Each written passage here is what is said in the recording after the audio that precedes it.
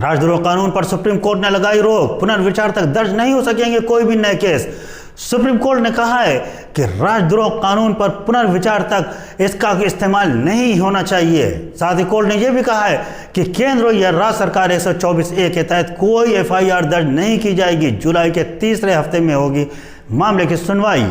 देखिए राजद्रोह पर यह पूरी रिपोर्ट जिसे आज तक ने प्रकाशित किया है।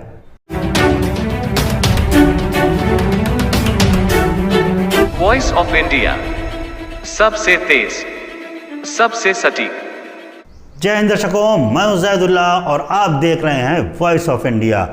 सुप्रीम कोर्ट ने राजद्रोह कानून के इस्तेमाल पर रोक लगा दी है। कोर्ट ने कहा है कि पुनर्विचार तक राजद्रोह कानून यानी 124A के तहत कोई नया मामला दर्ज नहीं किया जाएगा।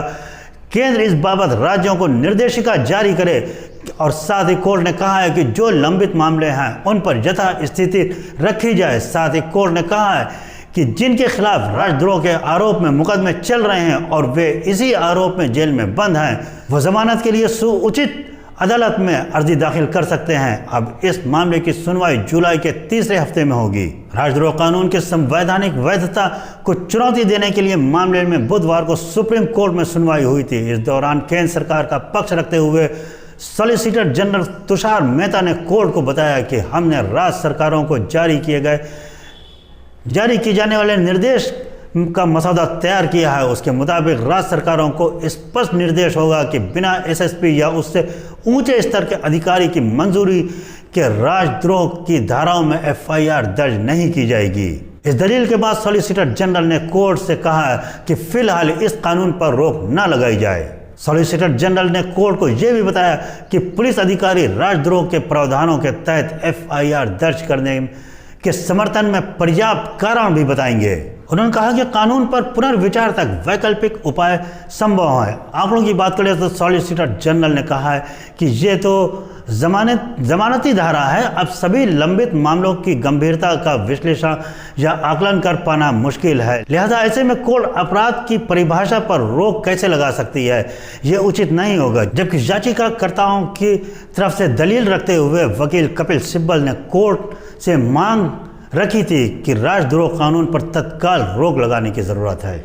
इन तमाम दलीलों को सुनने के बाद कोर्ट ने राजद्रोह के कानून के इस्तेमाल पर रोक लगा दी है। कोर्ट ने कहा है कि नागरिकों के अधिकार की रक्षा सर्वोपरि है।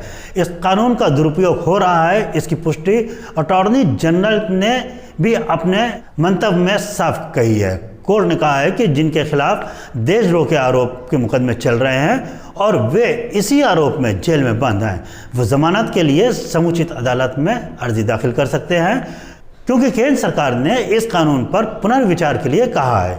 लिहाजा कोर्ट ने कहा है कि जब तक पुनर्विचार नहीं हो जाता तब तक इस कानून के तहत कोई नए केस दर्ज नहीं होंगे। साथ ही लंबित मामलों में भी कोई कार्रवाई नहीं की जाएगी। बता दें कि अभी 3 जजों की बेंच राजद्रोह कानून की वैधता पर सुनवाई कर रही है। इस बेंच में चीफ जस्टिस NV रमण, जस्टिस सूर्यकांत और जस्टिस हिमा कोहली शामिल हैं। इस मामले में केंद्र ने सुप्रीम कोर्ट में हलफनामा दाखिल कर कहा है कि सरकार ने राजद्रोह कानून पर पुनर्विचार और उसकी पुनः जांच करने का निर्णय लिया है। केंद्र सरकार ने कोर्ट को बताया कि वे राजद्रोह कानून की धारा 124A की वैधता पर फिर से विचार करेगी। लिहाजा इसकी वैधता की समीक्षा किए जाने तक इस मामले पर सुनवाई न करें। लेकिन कोर्ट ने केंद्र की इस पक्ष को नहीं माना और कानून पर रोक लगा दी है। तो दोस्तों, हमारी न्यूज़ आपको कैसी लगती है? अगर आपको हमारा चैनल पसंद आता है तो हमारे चैनल को आप अगर YouTube पे देख रहे हैं तो प्लीज़ इसे लाइक करें, सब्सक्राइब करें। और अगर हमारे चैनल को आप Facebook, Instagram या ट्विटर पे देख रहे हैं तो हमारे चैनल को लाइक करें, सब्सक्राइब करें। और हम मिलेंगे आपसे एक नई खबर के साथ। तब तक के लिए हमें इजाज़त दीजिए। जय हिंद, जय भारत।